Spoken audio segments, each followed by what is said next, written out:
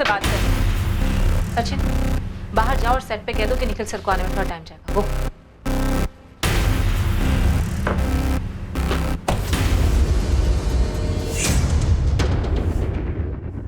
Lucknow police से मुझे call आया था। लखनऊ पुलिस ने तुमको फोन क्यों किया? क्या पूछ क्या रहे थे? यही कि तुम्हारा और निखिल आचार्य का क्या रिश्ता है। क्या तुम दोनों शादी करने वाले हो? क्या निखिल रश्मि का जिक्र करता है? तुम्हें पता है कि रश्मि कहाँ गायब हुई है? उनका दिमाग खराब हो गया है क्या? रश्मि के गायब होने से तुम्हारा क्या कनेक्शन? तुम्हारा है। गायत्री, नहीं, मैं जानना चाहती हूँ क्या तुम्हारा हाथ है रश्मि को गायब करने में? तुम ये बोल भी कैसे सकती हो गायत्री? तुम मुझसे प्यार करती हो ना? निखिल, प्यार अपनी जगह पे है, पर इन सब में मेरा नाम है। जानते हो इसका मतलब क्या है? मेरे पेरेंट्स मुझसे सवाल पूछेंगे, माय फैंस, मीडिया सब यही कहेगा कि हाईएस्ट टीआरपी शो बेजुबा की मेन हीरोइन गायत्री एक मर्डर एक्यूज निखिल आचार्य से शादी। एक मिनट, मर्डर एक्यूज? मिसिंग से मर्डर एक्यूज? दिमाग खराब हो गया उनका? तुम इतना रिएक्ट क्यों कर रही हो यार? रश्मि ने तुम पे डोमेस्टिक वायलेंस का केस किया, जिसके चलते तुम्हें डाइवोर्स नहीं मिल रहा और उसकी वजह से हम दोनों की शादी नहीं हो रही। तो ये रीजन लग रहा है पुलिस को? सच सच बताओ कि रीजन क्या है? पुलिस मुझे हिंट दिए जा रही है कि रश्मि को रास्ते से हटाने के लिए तुमने उसका मर्डर कर दिया। उन्होंने लाइफ को कोई क्राइम शो या थ्रिलर फिल्म समझ रखा है क्या? परफेक्ट मर्डर, अम्मी स्क्रिप्ट। ये स्क्रिप्ट आशीष ने तुम्हें ऑफर की? हाँ की। तो ये कि पुलिस मुझे कह रही थी कि रश्मि के केस की कहानी और वो स्क्रिप्ट बहुत मैच करती है जो तुम्हें ऑफर हुई है। ये क्या कर रहे हो तुम आशीष के साथ? हाँ,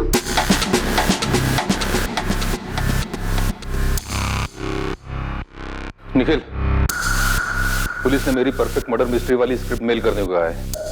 और कुछ पूछा? नहीं, पहले मुझे ये बता कि तूने किया क्या है। अरे क्या करूंगा मैं यार? अपनी वाइफ को गायब करवाऊंगा, मार डालूंगा उसे। मुझसे पूछ रहा है या मुझे बता रहा है तू? सोच रहा हूँ आशीष। एक मशहूर कहावत है कि किसी चीज को शिद्दत से चाहो तो तुम्हें उसे दिलाने में पूरी कायनात साजिश करती है। अपनी डायलॉग बाजी अपने पास रख तू। मुझे तो ये बता कि तू कौन से साजिश में इन्वॉल्व है, सच बोल।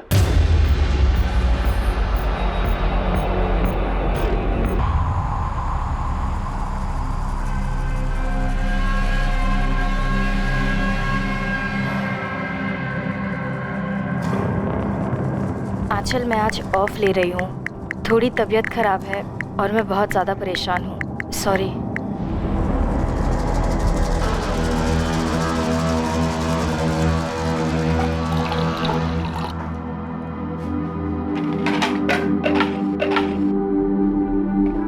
दीदी, एक तो आप अकेले रहते हो, ऊपर से ये पंगे लेती रहती हो। 2 साल पहले तक मुझे तेरी फिक्र रहती, अकेले मुंबई में कैसे होगा, और अब तू? दीदी, मैं मुंबई में एक ट्रैवल एजेंसी में जॉब करती हूँ, सर्विस सेक्टर, और आपका एनजीओ लोगों पे रेड करता है। पता नहीं कितने दुश्मन बन गए होंगे। होता है यार, ये काम ही कुछ ऐसा है, अब क्या कर सकते हैं। मैं आपसे कहना चाहती थी कि ये जो जयदेव है वो सब अपना अपना फायदा देखते हैं खुशबू। लाइफ में बहुत ज्यादा आदर्शवादी बनो ना तो लाइफ आगे बढ़ती नहीं है। कड़वा सच तो ये है कि तुम्हें कोई तुम्हारी ईमानदारी और वैल्यूज के लिए पे नहीं करता है। तुम्हें वही पेमेंट मिलती है जो तुम डिजर्व करते हो, और तुम क्या डिजर्व करते हो सिर्फ तुम डिसाइड करते हो। एक सोशल वर्कर से ऐसी बातें सुनना। गलतफहमी है लोगों को सोशल वर्क के बारे में। ये भी एक करियर है, प्रोफेशन है। हम कोई संत महात्मा नहीं है कि फल फ्रूट खा के जिंदगी बिता देंगे। हमें भी अपनी दाल मखनी चाहिए। तो लो ना, जयदेव अंकल जो ऑफर दे रहे हैं वो ले लो। कोई बुरी रकम नहीं है, 20 लाख। बुरी नहीं है से काम नहीं चलता खुशबू, रकम अच्छी होनी चाहिए, और 1 करोड़ बहुत अच्छी रकम। इतने पैसों का क्या करोगी? हम दोनों यूएस और यूरोप घूमाएंगे, फिर इस पैसे को मल्टीप्लाई करेंगे, फिर 1 और करोड़ बनाएंगे, क्वीन साइज लाइफ बिताएंगे यार। दीदी, आपकी इज्जत की वजह से आपको कुछ हो गया ना तो? कुछ नहीं होगा खुशबू, तू डर मत। ये जयदेव जी भी ना बेकार में इतने लालची बन, पता उन्हें पूरा 60 करोड़ मिल रहा है और उसमें से 1 करोड़ मांग रही, उसमें भी इतना झिक झिक कर। वैसे दीदी, झिक झिक तो आप भी कर रही है अपने डिवोर्स वाले केस में। छोड़ दो ना निखिल को, क्यों खींच रही हो? नहीं खुशबू, ये जो लोग कहते हैं ना मूव ऑन करो, आगे बढ़ो, पिछला सब कुछ भुला दो वगैरह वगैरह, ये सारी अच्छी अच्छी बातें तब काम नहीं करती हैं जब आपके साथ भयंकर चीटिंग की गई हो, जो निखिल ने मेरे साथ की। उससे तो मैं सूद समेत वसूली करूंगी। ये अच्छी बातें और कहावतें सिर्फ ग्रीटिंग कार्ड्स, फॉरवर्ड्स और ऑफिस के सॉफ्ट बोर्ड पर जचती, असली जिंदगी में नहीं खुशबू, याद रखो। रश्मि कोई आसानी से मानने वालों में से नहीं है। आसान नहीं है उसके साथ डील करना। अगर मैं 25 की जगह 75 में भी समझौता कराता तब भी वो हाँ नहीं करती। पर वो तो 45 में मान गई। ऐसा आपसे जयदेव जी और विक्रम ने कहा ना, खुद रश्मि ने तो नहीं कहा। तो जयदेव जी और विक्रम झूठ बोल रहे हैं। ये तो आप पता कीजिए सर। मैं सिर्फ इतना बता सकता हूँ कि रश्मि के दोनों केसेस मैं ही हैंडल कर रहा हूँ। एक जयदेव जी के खिलाफ, दूसरा उसके पति के खिलाफ। दोनों केस रगड़ रहे हैं। मैंने समझौते की सलाह दी, लेकिन रश्मि मानने कोई तैयार नहीं है। मेरे लिए तो सही है, मुझे तो दोनों केसेस की फीस मिलती रहेगी। फिर भी मैंने बड़ी ईमानदारी से उससे बात की थी।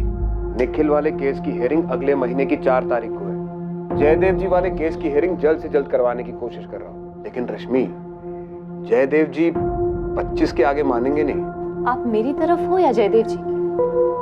खुद के वकील पर भरोसा नहीं है तुम्हें? तो फिर बार बार मुझे जयदेव जी के बेकार से ऑफर को कबूल करने के लिए क्यों कह रहे हैं? वैसे ही निखिल के खिलाफ केस वापस लेने के लिए कह रहे हैं। क्यों? इसमें आपका क्या फायदा है? मेरा फायदा? रश्मि, अगर दोनों केसेस सेटल हो जाते हैं तो मेरे हाथ से 2 केसेस जाएंगे भी तो सही। मतलब 2 केसेस की फीस जो तुम मुझे बराबर देती आई हो। वैसे वो जयदेव जी कितना दे रहे हैं आपको मुझे 25 में मनवाने के लिए? मैं सिर्फ तुमसे फीस ले रहा हूँ रश्मि। क्या क्या सोचती रहती हो तुम? इतना भी याद रखो कि तुम्हारे जैसे सैकड़ों केसेस में आज तक कोर्ट ने क्या फैसला सुनाया है पता है? कोर्ट जयदेव जी से कहेगा कि रश्मि के लिए दूसरा किराए का मकान ढूंढो, 1 साल, 2 साल, 3 साल का किराया दे दो, और तुम्हें अब भी मकान खाली करने के लिए कहेगा। मैं 1 करोड़ के नीचे कुछ भी नहीं लेने वाली। अरे ऐसी जिद से कोई बात सेटल होगी ही नहीं। और निखिल वाले केस में भी वही रवैया है तुम्हारा। निखिल कितना दे रहा है आपको? देखो, तुम मुझ पे इल्जाम लगा रही, फिर भी याद रखो मैं तुम्हारा वकील हूं। मैं तुम्हें कभी कोई गलत एडवाइस नहीं दूंगा। तो फिर बार बार मुझे किसी भी चीज पे समझौता करने के लिए मत कहो। जयदेव जी से 1 करोड़ रुपए निकलवाओ और उस निखिल को जेल भिजवाओ। इसके बाद जब जयदेव जी और विक्रम ने कहा कि वो 45 में मान गई है, तो मैं यकीन नहीं कर पाया सर। मतलब कैसे करता? तो तुमने पुलिस कंप्लेंट क्यों नहीं की? जब रश्मि से बात नहीं हुई, सिर्फ उसने एक ईमेल भेजा कि जयदेव भल्ला के खिलाफ केस वापस ले लो। सर, किस बात की कंप्लेंट करता? वो मेरी क्लाइंट है, उसकी मर्जी, उसकी बात तो मुझे माननी पड़ती। और बात तो तुम्हारी हुई नहीं ना, वो तुमसे मिली ना फोन किया, सिर्फ एक ईमेल भेजा। सर सच कहूं तो उस वक्त मुझे लगा ही नहीं था कि कुछ गड़बड़ हो सकती है। मुझे लगा कि विक्रम ने मना लिया होगा रश्मि को। वो तो बाद में जब उसकी बहन ने शिकायत की तब जाके पता चला कि रश्मि ने अपनी बहन को ही 45 लाख की डील के बारे में नहीं बताया, और ना ही उस खुफिया मिशन के बारे में। तो मुझे लगा कि कुछ गड़बड़ है। क्या उसका मर्डर हुआ? वकील मैं हूं सर, ये सवाल तो मुझे आपसे पूछना चाहिए। हम भी जज नहीं, जब तक सबूत सामने नहीं होगा हम कैसे कुछ कह सकते हैं? तो मैं उम्मीद करता हूं कि आप जल्दी से कुछ कह पाएं, लेकिन इतना बता दूं कि आप अपनी संदिग्ध की लिस्ट से मुझे निकाल दीजिए। अगर आपको ऐसा लग रहा है कि मैं लालची हो गया और मैंने पैसों के चक्कर में अपने क्लाइंट को कुछ कर दिया है, तो आपको गलत लग रहा है। मुझे इस पूरे समझौते का 10% मिलने वाला था और मैं उतने पैसे से खुश था। ये तो तुम कह रहे हो, अब वाकई में खुश थे या नहीं थे ये बताने के लिए इस वक्त रश्मि तो यहाँ नहीं। तो आप ढूंढिए रश्मि को।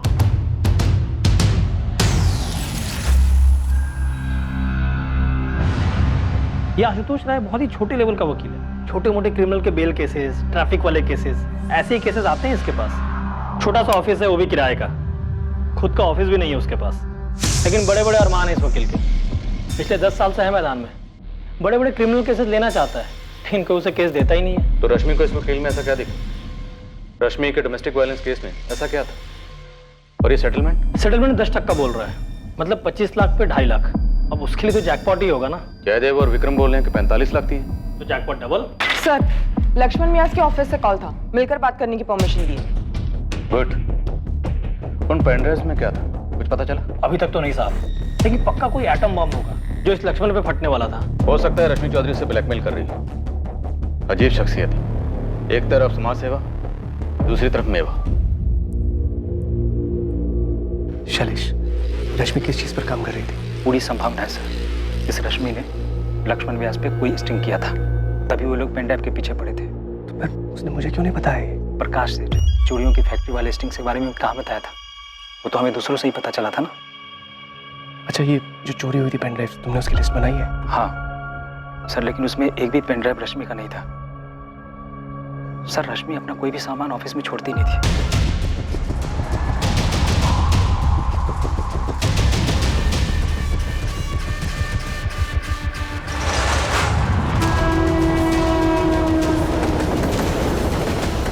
सर, मैंने पूरी स्क्रिप्ट पढ़ी है। The perfect murder, a mystery.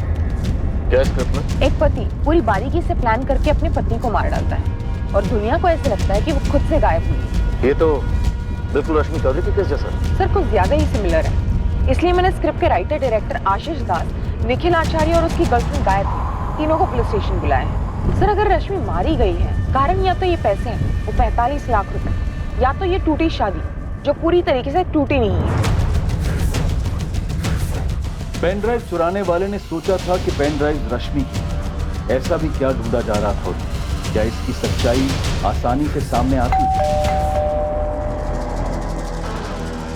देखिए इंस्पेक्टर राकेश, जो पूछना है जल्दी पूछिए, कहा है कि मुझे एक मीटिंग में जाना है। डीसीपी साहब ने फोन किया था, इसलिए मैं आपको समय दे रहा हूं। पूछिए क्या पूछना है, बताइए। लक्ष्मण जी, आप रश्मि चौधरी को कैसे जानते हैं? देखिए हम दोनों समाज के लिए काम करते हैं, इसलिए कभी कभार मुलाकात भी हो जाती है और एक दूसरे की मदद भी हो जाती है। लेकिन अभी वो जो बाल मजदूरी के लिए काम कर रही है ना, इसके लिए बड़ी कदर करता हूँ उसकी। सर, जिस एनजीओ में रश्मि चौधरी काम करती है वहाँ हाल ही में एक चोरी हुई और वहाँ से पेन ड्राइव चुरा गए, सिर्फ पेन ड्राइव। ये तो बड़ा अजीब बात है। सर हमारे सोर्सेज ने बताया कि पेन ड्राइव्स की चोरी हमने चोरी करवाई, हमने करवाई है पेन ड्राइव की चोरी। क्या मैडम आप भी अजीब बात करती हैं। ये 100-150 रुपया में पेन ड्राइव मिलता है और उसकी चोरी मैं करवाऊंगा? इसी के लिए अप्लाई है क्या? इतना समझ नहीं है मेरे को। इसने आपके आदमी बलवीर का नाम लिया है। क्या मैडम वही सोर्सेज की बात आप करती हैं? अरे हमारे बहुत विरोधी हैं, वो कुछ भी कहेंगे तो उसके पीछे मैं भागता रहूं। इंटरनेट पर बहुत तरह की बातें होती हैं, तो सबका जवाब देता फिरूं क्या मैं? है? और रही वो पेन ड्राइव की बात, उस पेन ड्राइव में ऐसा कुछ नहीं है। सर आपका ज्यादा वक्त नहीं लूँ, सीधा सवाल पूछता हूँ। पूछिए। उन पेन ड्राइव्स में ऐसा क्या है जो आपके लिए खतरा हो सकता है, जिसकी वजह से रश्मि चौधरी गायब हुई? देखिए रश्मि चौधरी गायब हुई, इसका बहुत दुख है और उम्मीद करते हैं कि आप जल्द से जल्द उनको ढूंढ में निकालेंगे। और रही पेन ड्राइव की बात, तो पेन ड्राइव में हमारे खिलाफ कुछ हो ही नहीं सकता।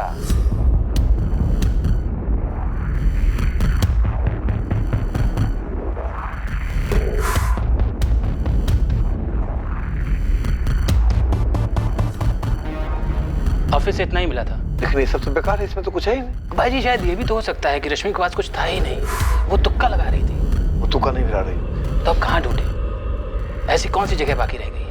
ऐसा भी तो सकता है वो पेन ड्राइव अपने साथ ले गई हो। तो अपने साथ ले गई होगी, हमें किस बात का डर है? और भाई जी आप खामखा टेंशन ले रहे हैं, कुछ नहीं होगा। अब हमें कुछ करने की जरूरत ही नहीं होगी। चलिए, मुझे और कुछ नहीं कहना।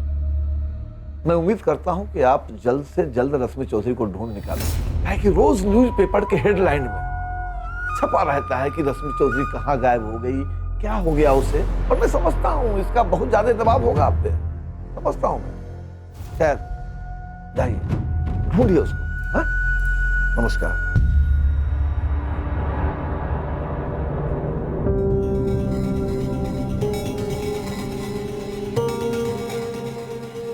सर जी। भाई जी आपसे कुछ बात करना चाहते हैं, अकेले में। एक रिक्वेस्ट है आपसे, जो बात मैं आपको बताने जा रहा हूं, ये बात किसी को कानो कान पता नहीं चलनी चाहिए। और किसी को पता चल भी जाती है तो मुझे ये पता चल जाएगा इसका सोर्स क्या है। नहीं होगी सर। अब बताइए रश्मि चौधरी से आपका क्या कनेक्शन है? आपके साथ महिला ऑफिसर थी, उसमें मैं आपको ये बात नहीं बता पाया। कभी कभी इस फार्म हाउस पे हम औरतें बुलाया करते हैं, और आप समझदार क्यों बुलाते हैं?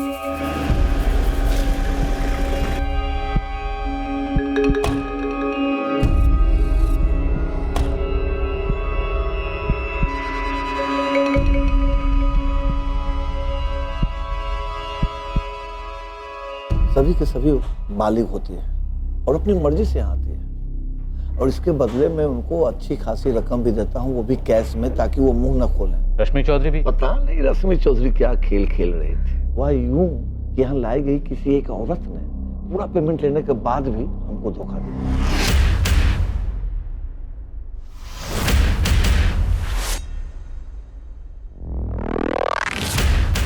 फिर मुझे उस रश्मि चौधरी का फोन आता है। रश्मि तुम मुझे ब्लैकमेल कर रही हो? Laxman ji video quality, lighting, sound top quality का। कोई भी बोलेगा कि आप ही हो, और जो आप कर रहे हो, आप क्या बोल? कौन थी वो? नाम बताओ उसका। आपको सच में लगता है मैं नाम बताऊंगी? देखो रश्मि, सीधे सीधे बताओ क्या चाहती हो तुम। बड़ी हैरत होती है मुझे लक्ष्मण जी, आप मीडिया में औरतों की सेफ्टी, मर्यादा वगैरह वगैरह को लेकर कितने स्टेटमेंट्स देते रहते हैं। वैसे तुम भी तो अपने आप को सोशल वर्कर कहते हो, और हरकतें देखो एक मामूली ब्लैकमेलर की। और आपकी हरकतें तो अवार्ड विनिंग है ना सर जी। सुनो, एक दूसरे को ताने मारने से बेहतर है कि सीधे सीधे बताओ कितना पैसा चाहिए तुम। कितना दे सकते हो लक्ष्मण जी? भाई जी ये जरूर सुनीता की हरकत हो। जो कोई भी था एक जड़िया था बलवेश। तू ही बता कि कोई ऐसी हिम्मत कर सकता है क्या? हो सकता है रश्मि ने किसी को पहले से ही पट्टी पढ़ा रखी हो। 15 लाख फिक्स हुआ था। पैसे दिए आपने? डील होने के पहले ही वो गायब हो गए। तभी तो हमने पेन ड्राइव हासिल किए थे ताकि वो किसी और के हाथ में ना लग जाए। हालांकि उस पेन ड्राइव में कुछ था नहीं। वो पेन ड्राइव मैं आपको लौटा दूंगा। जी सर। मुझे लगता है रश्मि चौधरी मारी गई है। क्या है कि जिस तरह से उसको लगता था कि मुझे ब्लैकमेल कर वो कोई जैकपॉट हासिल करेगी, उसी तरह से उसको मारने वाले का भी कोई जैकपॉट दांव पे लगा होगा। लेकिन वो आदमी मैं नहीं।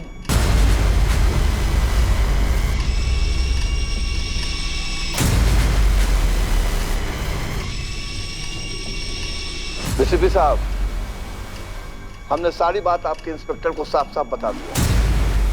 इसके बाद इस केस में हमारा नाम आना ही नहीं चाहिए। सर इतना सब कुछ साफ साफ बोल रहा है, मतलब सच ही बोल रहा होगा।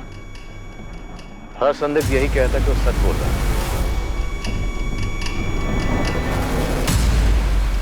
मानते हैं सर इसमें हमारी गलती है, लेकिन ये तस्वीर हमारे पास सिर्फ 2 हफ्ते पहले ही आई। तब तक वो लवारिस लाश हम सबके दिमाग से उतर गई थी। और वो लवारिस लाश रश्मि चौधरी की थी? जी सर, हमारे पास लाश की तस्वीरें हैं सर। 22 जुलाई की सुबह यहाँ पटना से ही लाश मिली, यही पास के जंगल से।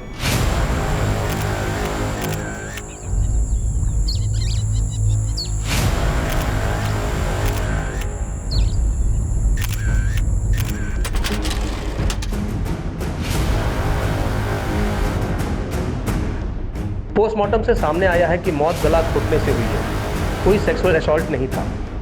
हम लाश की पहचान नहीं कर पाए। बॉडी पीछे से गलती जा रही थी, इसलिए हमने उसका क्रियाक्रम कर दिया, लेकिन अंश हमने बचा के रखे ताकि डीएनए टेस्टिंग में काम आ सके। तो मैं रश्मि चौधरी की बॉडी 22 जुलाई को मिल गई थी, जबकि उसकी मिसिंग कंप्लेंट 29 जुलाई को फाइल की गई। 7 दिन तक किसी को पता नहीं था कि रश्मि चौधरी कहाँ है, उसके साथ क्या हुआ। 29 जुलाई को उसकी मिसिंग कंप्लेंट उसकी छोटी बहन खुशबू ने फाइल की थी। वही तो सर, काफी दुर्भाग्यपूर्ण।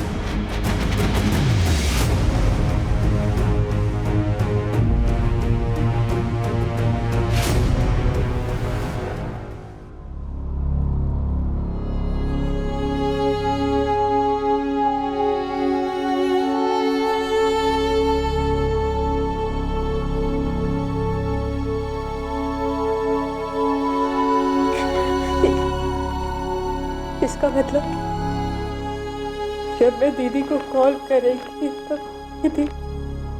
हाँ, हमें ऐसे ही लग रहा है कि रश्मि का मर्डर यहाँ किया गया और बाद में उसकी बॉडी को पटना के जंगल में फेंका गया। और वो मकान मालिक जयदेव को चिट्ठी और आशुतोष और विक्रम को ईमेल्स सब फर्जी थे। किसी और ने तुम्हारी दीदी के अकाउंट से वो मेल्स भेजे होंगे। और आप लोगों को इसकी भनक तक नहीं लगी? सॉरी खुशबू, हमारे कोऑर्डिनेशन में कमी रही। किसने मारा मेरी दीदी को? वो अभी पता नहीं चला है, और हम कातिल को जल्दी ढूंढ लेंगे। मैं बार बार कहती रही कि मेरी दीदी की जान खतरे में हो सकती है, लेकिन खुशबू मैं मानता हूँ हमारी गलती थी और हम शर्मिंदा हैं, लेकिन जिस दिन तुम हमारे पास अपनी दीदी की मिसिंग कंप्लेंट लिखवाने आई थी, तुम्हारी दीदी रश्मि का मर्डर उससे पहले हो चुका था। इतने दिनों से मैं इस ख्याल को आने से रोकती रही, फिर भी आ ही जाता था कि कहीं दीदी के साथ कुछ गलत तो नहीं हुआ होगा। और अब पता चला है कि ऐसा वाकई में हुआ था। सिर्फ संदिग्धों की लिस्ट से काम नहीं चलेगा, मुझे अरेस्ट चाहिए। सर इतना तो पक्का है, जो भी है रश्मि से जुड़ा हुआ है कोई, और मोटिव भी पर्सनल से जुड़ा हुआ है। तो जल्दी से जल्दी अरेस्ट करो कातिल को। मैंने सारे स्टेटमेंट्स पढ़े हैं, निखिल आचार्य का नाम है इसमें। जो सर ये अभी भी हमारे राडार में। एक्टर वैक्टर है क्या? जी सर। इसमें किसी द परफेक्ट मर्डर मिस्ट्री नाम की स्क्रिप्ट का जिक्र है। सर ये फिल्म निखिल को ऑफर हुई थी। कोई टेक्निकल सबूत है जो इस मर्डर से निखिल को जोड़ता हो? सर ऐसा कोई टेक्निकल सबूत तो नहीं है हमारे पास जो उसे मर्डर से जोड़ता हो। फिर भी उठाओ उसे, मुझे लगता है उसी का हाथ होगा। कोई क्राइम शो या मूवी देखी होगी या काम किया होगा और सोचा होगा फिल्मों में हो सकता है तो रियल लाइफ में क्यों नहीं। सर अगर इस निखिल को तोड़ना है तो उसके साथ गेम खेलना होगा। तो खेलते तो गलवाते हैं उसी से सब कुछ। क्या रश्मि चौधरी का कत्ल वाकई में उतना परफेक्टली प्लान था जितना नजर आ रहा था? अगर निखिल का हाथ था तो उसका पता करने के लिए निखिल के इर्द गिर्द के लोगों को टटोला गया, उन्हें उकसाया गया। देखिए मैम, आप मुझे डरा रही हैं। परफेक्ट मर्डर और मिस्ट्री की कहानी और निखिल की कहानी कुछ ज्यादा ही सिमिलर है। देखिए मैम, मुझे नहीं लगता कि निखिल मुझसे शादी करने के लिए अपनी एक्स वाइफ का मर्डर करेगा। एक्स नहीं, सेपरेटेड। Yes, separated wife. वो तो तुम कहोगी, लेकिन उसके सारे इरादे और प्लानिंग स्क्रिप्ट में है। उसने स्क्रिप्ट पढ़ी और अपने प्लान को अंजाम दिया। देखिए, आप जिस स्क्रिप्ट की बात कर रही हैं वो तो मैंने पढ़ी भी नहीं है। ऐसा कैसे मुमकिन है कि तुम्हारी स्क्रिप्ट का हीरो दरअसल विलन कहना चाहिए? नहीं, विलन ऐसे प्लानिंग करता है कि दुनिया को लगे कि उसकी बीवी उससे कहीं भाग गई। फिक्शन है सर, टोटल काल्पनिक। और इस फिक्शन के लिए तुमने चुना भी तो किसे? निखिल आचार्य को, जिसकी खुद की जिंदगी इस कहानी का आईना है। सर प्योर कोइंसिडेंस, महज इत्तेफाक है। और क्या हो सकता है मुझे बिल्कुल आइडिया नहीं, सच बता रहा हूँ। हमारी स्क्रिप्ट में तो वाइफ की लाश नहीं मिलती, पर रियल लाइफ में मिल जाती है। सर आप ये सोच रहे हैं कि निखिल ने मेरी स्क्रिप्ट पढ़ के अपनी वाइफ का मर्डर प्लान किया? इस प्लानिंग में तुम भी शामिल हो सकते। सर सच तो ये है कि ये मेरी ओरिजिनल स्क्रिप्ट है ही नहीं। एक हॉलीवुड फिल्म की कहानी मैंने कॉपी किया है। और दूसरी बात ये सर कि जब मैंने स्टोरी निखिल को बताई तो मुझे पता ही नहीं था, बिल्कुल नहीं आइडिया था कि उसकी पर्सनल लाइफ में क्या चल रहा। सच तो निखिल ने तुम्हारी इस हॉलीवुड की कहानी को डॉक्यूमेंट्री फिल्म बना दी। सर आप मेरी बात का बिलीव करो, सच बता रहा हूँ, मुझे बिल्कुल आइडिया नहीं। और मुझे क्या पता था सर कि कोई मेरी स्टोरी पढ़ के अपनी वाइफ का मर्डर प्लान करेगा। अब तो गायत्री को भी तुम बेशक। डायरेक्टर आशीष को भी लगता है कि तुमने इसकी स्क्रिप्ट चुराई ताकि तुम सच में अपनी वाइफ का मर्डर कर सको। रश्मि के बारे में सुन के मुझे दुख है, और उतना ही दुख इस बात का है कि मेरा नाम मीडिया में उछला है, और इस बात का मेरे करियर पे कितना बुरा असर हुआ है आप लोगों को आइडिया भी है? करियर की इतनी फिक्र होती ना तो मर्डर का रास्ता कभी ना चुनते। ये तुम्हारे अकेले का काम नहीं है, अपने साथियों के नाम बताओ। किसी ने मुझे क्राइम स्टोरी सुनाई और इत्तेफाक से रश्मि के साथ ऐसा हुआ तो आप लोगों ने 2 और 2 4 जोड़ लिए। आप लोगों को एहसास भी है कि आप लोग स्क्रिप्ट राइटर बन गए हो। लाश को पटना कैसे ले जाया गया? तो मकान मालिक जयदेव भल्ला वो भी शामिल है। देखिए सर, मुझे सिर्फ इतना पता है कि मैं इन्वॉल्व नहीं था, और रश्मि न जाने कितने पंगों में इन्वॉल्व थी। मुझे डिवोर्स ना देना, मकान मालिक का घर ना छोड़ना, न जाने कितने स्टिंग, कितने ब्लैकमेल्स, मतलब उसके कत्ल के दर्जनों कारण हो सकते हैं। परफेक्ट मर्डर मिस्ट्री, उसका किरदार अजय भी ऐसे ही हालात पैदा करता है ताकि दुनिया को ये लगे कि उसकी बीवी के भागने के दर्जनों कारण हो सकते हैं। मैं उस वक्त लखनऊ में था ही नहीं। आपने अपने फोन रिकॉर्ड चेक किए होंगे, एयरपोर्ट और स्टेशन के सीसीटीवी फुटेज भी चेक किए होंगे। किरदार अजय की तरह तुम्हारी प्लानिंग भी काबिल तारीफ। लैंडलाइन एसटीडी उसकी किराए के हथियारों से बात करने के लिए लखनऊ आने की जरूरत ही नहीं पड़ी। मुंबई में बैठे बैठे सारी प्लानिंग हो गई और यहाँ काम हो गया। अब चुपचाप अपने साथियों के नाम बताओ। अरे कोई साथीदार नहीं है मेरा, मैं अकेला हूँ और अकेला गया था मुंबई। 4 साल घिस घिस कर मैं इस मुकाम तक पहुंचा। इससे प्यार हुआ है, लाइफ में सब कुछ सही चल रहा है। बस रश्मि रास्ते का कांटा। हाँ थी, लेकिन वो मेरी वाइफ भी थी। उससे कभी प्यार भी किया था मैंने, अच्छी यादें जुड़ी हुई थी। डोमेस्टिक वायलेंस का झूठा केस करके मेरा जीना हराम कर रखी थी, लेकिन इसका ये मतलब नहीं कि मैं उसका कत्ल करवा दूंगा या कर दूंगा। रश्मि अब रही नहीं, पर आप लोगों को यकीन नहीं होगा, मुझे दुख है इस बात का कि उसका कत्ल हो गया। निखिल, याद रखना, परफेक्ट क्राइम और परफेक्ट मर्डर एक मिथ्या है। हर जुर्म मुजरिम पर पलट के वार करने आता है। ये डायलॉग मैंने कई बार सुना है और कई बार बोला भी है, लेकिन मैं जो आपको भूलने जा रहा हूँ ना, वो ना तो आपने कभी सुना होगा और ना ही बोला, और आपने सोचा भी नहीं, क्योंकि आप सिर्फ उन लोगों को टटोल रहे हैं जिनका मसला रश्मि के साथ था। आपकी नजर वहां गई नहीं जहां कोई मसला नहीं था। क्या कहना चाहते? साफ साफ बोलो। खुशबू, रश्मि की प्यारी बहन खुशबू चौधरी, कत्ल हुआ, लाश ठिकाने लगी। उसके 4 दिन बाद मैडम खुशबू आप लोगों के पास आती हैं और चारों दिशाओं में फायर करती। मेरी तरफ, जयदेव जी की तरफ, एडवोकेट आशुतोष की तरफ, उसके एनजीओ के बॉस विक्रम की तरफ, स्टिंग ऑपरेशन की तरफ, और ये सभी एक दूसरे पर निशाना साधते। पर मैडम खुशबू वो आपकी रडार से पूरी तरह बाहर रहती है। तो तुम ये कह रहे हो कि इस खुशबू और रश्मि के बीच कोई छुपा हुआ मसला था? या ये एंगल हमारी स्क्रिप्ट की उपज है? यही एक एंगल है जो स्क्रिप्ट में नहीं है इंस्पेक्टर। स्क्रिप्ट में नहीं है तो क्या नया एंगल जोड़ रहा है?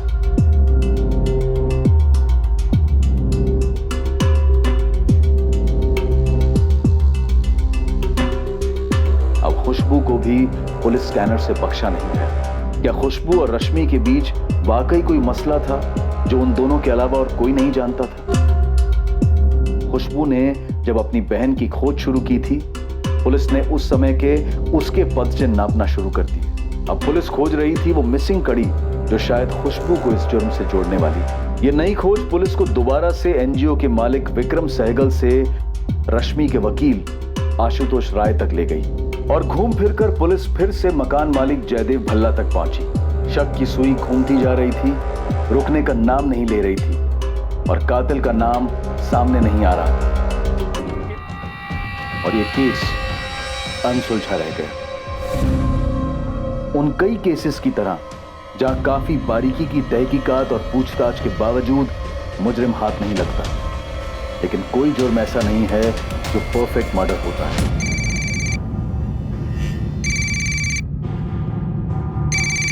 इंस्पेक्टर राकेश अधिकारी। जय सर, सब इंस्पेक्टर मोहित यादव बोल रहा हूँ, क्राइम ब्रांच से। कैसे मोहित? सर मैं एक केस हैंडल कर रहा था जिसमें मुझे कनेक्शन मिला और एक केस का। इन्वेस्टिगेशन के दौरान पता चला वो केस तो आपका था, वो रश्मि चौधरी मर्डर केस। क्या बात, पूरे 1 साल बाद हम फिर से केस फाइल खोलेंगे। लीड क्या है? दरअसल मैंने 2 हिस्ट्री शीटर्स को उठाया था सर, उनकी तोड़ाई करने ही वाला था, तब मुंह खोला उन लोगों ने। साहब हम लोग उस कांड में शामिल नहीं थे, आप हमें गलत केस में उठा लाए हो सर। अब उठा लाया हूं तो यहां से आराम से हाथ हिलाते हुए तो जाने नहीं दूंगा तुम दोनों को। बताओ ऐसा कौन सा कांड किया तुम दोनों ने जो अभी तक हमारी रडार में नहीं आया? हम सच बोल रहे हैं, हमने कोई कांड नहीं किया था। हम लोग तो खुद का कुछ कानूनी शुरू करने के चक्कर में हैं। राजू, मयंक, तुम दोनों सच बोलोगे तो रात को सोने को मिलेगा, सुबह उठोगे दुनिया बुरी नहीं लगेगी, और अगर झूठ बोलोगे तो तुम दोनों अच्छी तरह से जानते हो कि यहाँ पे क्या होगा। सर वो 1 साल पहले एक काम मिला था। मर्डर? अरे नहीं साहब, एक मकान से सामान खाली करवाना था। तो मतलब ये कानूनी काम शुरू करने वाले थे तुम दोनों, मूवर्स और पैकर्स? नहीं साहब, सच में हम लोगों ने काम किया था, उसके तगड़े पैसे भी मिले थे हम लोगों को। कहाँ किया था? गिरधर नगर में साहब, मकान नंबर 12।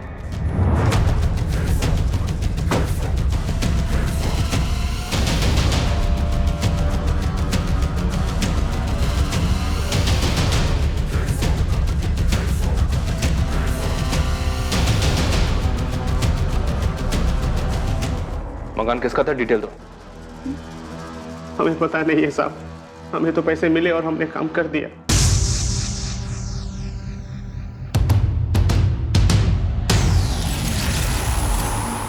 मुझे झूठ से ज्यादा नफरत आधे सच से। सच बोलो, कांड क्या था? साहब यही सच है, हम लोगों को नहीं पता कांड क्या था। साहब हम लोग जो अंदर गए तो मकान खाली, हमने सामान लिया और गाड़ी में रखा और चल दिए। मकान की चाबी और पैसा किसने दिया तुम्हें? उन लोगों ने रश्मि चौधरी का घर 19 जुलाई की रात 20 जुलाई की सुबह खाली किया था, और 20 की सुबह को ही मकान मालिक जयदेव भल्ला को रश्मि की चिट्ठी और लिफाफे में मकान की चाबी मिली और अंदर से मकान पूरा साफ। तो मोहित, इस राजू और मयंक को यह काम सौंपा किसने था?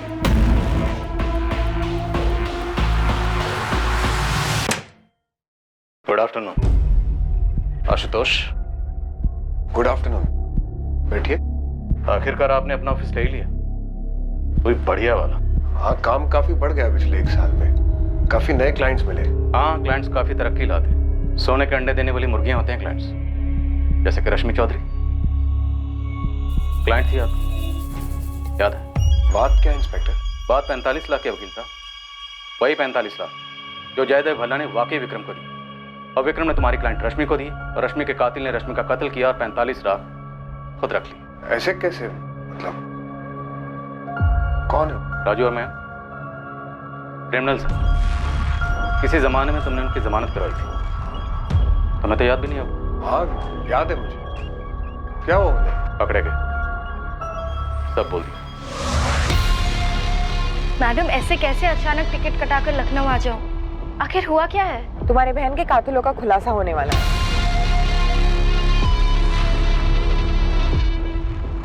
इससे पहले कि पुलिस आशुतोष राय को उठाने पहुंचती, उन्होंने उस कनेक्शन और उस चाबी को उठा लिया था जो आशुतोष को केस के साथ साफ साफ जोड़ रही थी।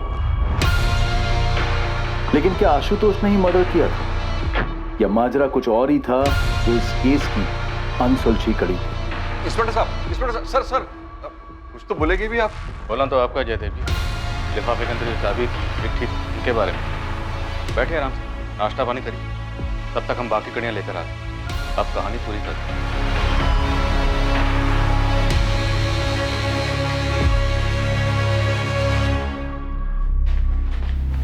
शैलेश शर्मा, चलो तुमसे जरूरी बात करनी है। चलो। क्या हुआ मैम? क्या बात है? रश्मि चौधरी मर्डर केस में एक ब्रेक थ्रू मिला है विक्रम जी।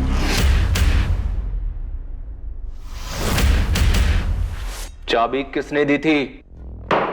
बर्फ।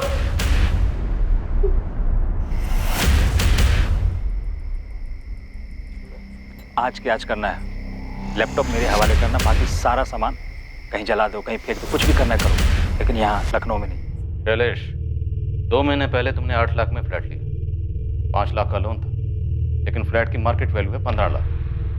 बाकी के 7 लाख शायद ब्लैक दिए होंगे। शैलेश, मयंक और राजू ने तेरे तक की कहानी बता दी, अब तुझे आगे की कहानी बतानी। तू शुरू हो जा वरना हम शुरू हो जाएंगे। मुझे 10 लाख मिले थे और राजू और मयंक को 50-50 हजार मिले। तुझे 10 लाख, उनको 50-50 हजार, 11 लाख, बाकी के 34 लाख। 34 लाख किस किस में बटे? सर कौन कौन शामिल थे मुझे नहीं पता, पर मुझे पैसे वकील आशुतोष राय ने दिए। हमने इस केस की सारी कड़ियां जोड़ी सिवाय से एक कड़ी की, शैलेश शर्मा, जो रश्मि चौधरी के ऑफिस में काम करता था। उसे भी रडार में लाते तुम तक 1 साल पहले ही पहुंच जाते। 1 साल से एक केस अनसुलझा रहा है। कितना जरूरी है कि वापस इस फाइल को दोबारा खोला जाए? हम बात कर सकते हैं? हाँ, जरूर बात होगी, लेकिन रश्मि चौधरी के कत्ल को लेकर। कत्ल क्यों हुआ, कैसे हुआ और कितने लोग शामिल थे? 60 लाख? 60 लाख? अरे बड़ी मुश्किल से 60 पर मान गई है। देखो, तुम दोनों जानते ये केस तो मैं ही जीतूंगा, सिर्फ मेरा टाइम का नुकसान हो रहा है। इस केस की वजह से मेरे मौजूदा बिल्डर की दिलचस्पी जा सकती है। कुछ तो उपाय निकालो भाई, सबकी लाइफ खराब हो रही है। देखिए जयदेव जी, मेरे साथ तो 60 के नीचे नहीं जाएगी, और आपके साथ तो 1 करोड़ के नीचे नहीं आएगी। उसका बॉस है विक्रम, रश्मि उसे बहुत मानती है। आप अलग से मिलिए उसको, अपनी प्रॉब्लम समझाइए। अच्छा समझदार आदमी है, वो मना लेगा रश्मि को। इसमें आप भी ना जयदेव जी, आप भी तो समझदारी दिखाइए थोड़ा।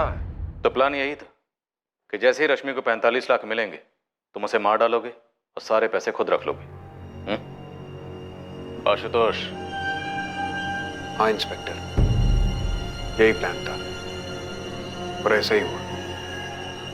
मैं छोटे मोटे केसेस लड़कर थक चुका था, हाथ में कुछ बचता ही नहीं था। और तुम्हें यहाँ जैकपॉट दिखा? बिल्कुल। देखिए, समझौता कितने में भी होता, मुझे तो 10% ही मिलने वाला था। वो भी रश्मि देती या नहीं, इस बात की कोई गारंटी नहीं थी। तुमने विक्रम के थ्रू डील करवाने की सलाह दी जयदेव भल्ला? क्यों? ताकि अगर कभी कोई कुछ गड़बड़ हो तो वो भी शक के दायरे में आए। मैं अपनी तरफ से क्लीन बना रहा। मैंने विक्रम के ऑफिस से शैलेश को भी खरीद लिया। पर विक्रम ने मना लिया रश्मि को? हाँ, मना लिया 45 में। ये रहे तुम्हारे 45 लाख, गिन लो। विक्रम, मेरे वकील आशुतोष से ज्यादा भरोसा करती हो तुम।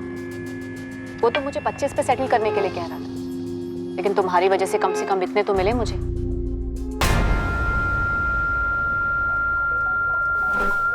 आशुतोष जी, रश्मि को विक्रम जी ने पूरे 45 लाख कैश पकड़ा दिए। और मकान खाली कब कर रही है? कह तो रही थी कि जल्दी करेगी, लेकिन मुझे नहीं लगता कि दूसरा घर मिलने के पहले ये घर खाली करेगी। गुड।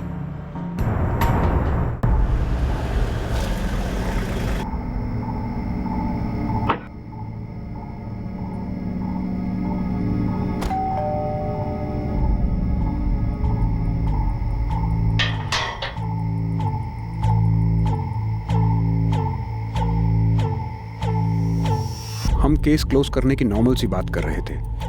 पहले रश्मि को थोड़ा शक सा हुआ कि मैं शैलेश को साथ क्यों ले आया था। मैंने बात टाल दी और मौके का इंतजार किया। उसे तो खैर भनक तक नहीं थी कि क्या होने जा रहा है।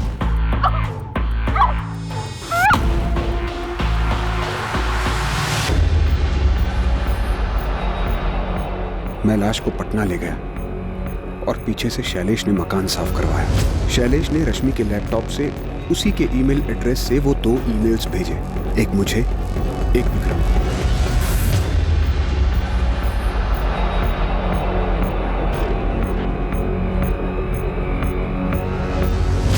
मैंने आप लोगों को सब कुछ सच बता दिया।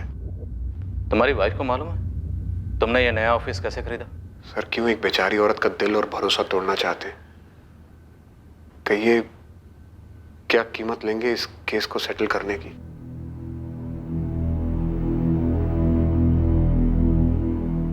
काफी शातिर तरीके से प्लानिंग की थी आशुतोष ने। जब जयदेव अंकल ने कहा था कि लिफाफा छोड़ा एक चिट्ठी और चाबी के साथ, मैंने तब के तब कहा था दीदी के साथ कुछ गलत हुआ होगा। और इन लोगों ने मेरा इस्तेमाल किया, मेरा अपना एम्प्लॉय शैलेश। हाँ, ताकि शक तुम पर जाए। डील तुमने करवाई थी। सर, मुझे लगता है ये जयदेव अंकल शायद पहले से सब कुछ जानते थे। खुशबू, हम तहकीकात कर रहे हैं, लेकिन अभी तक कोई भी ऐसा एविडेंस सामने नहीं आया। अब अगर आशुतोष कोई गेम खेलता है, जयदेव भल्ला का नाम लेता भी है, तब भी सबूत की जरूरत तो पड़ेगी। विक्रम जी, मुझे नहीं लगता कि दीदी ऐसी थी। ये पैसों के पीछे ये गलत है, ये झूठ है ताकि दीदी को विलेन दिखा सके, ये पूरा केस उलझाने के लिए। ये तो मैं भी नहीं मान सकता कि रश्मि स्टिंग ऑपरेशन लोगों को ब्लैकमेल करने के लिए किया करती, चाहे वो प्रकाश सेठ की चूड़ियों की फैक्ट्री या उस लक्ष्मण कॉर्पोरेटर वाला स्टिंग। अगर उसके हाथ में कुछ भी ठोस लगता ना तो सबसे पहले मुझे बताती। पता है, मुझे हमेशा से ये डर था कि एक ना एक दिन दीदी के साथ कुछ बुरा हो सकता है। और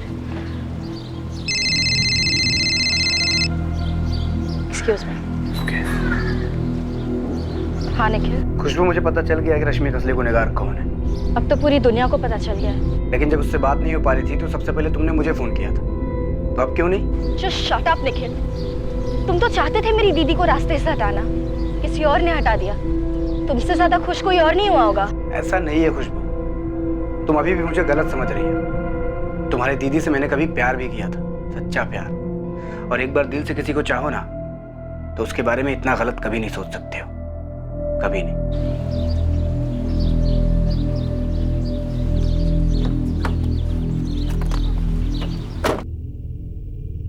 आशुतोष राय और शैलेश शर्मा पर रश्मि चौधरी के मर्डर का चार्ज लगा है और साथ ही सबूत मिटाने का चार्ज भी लगाया गया है।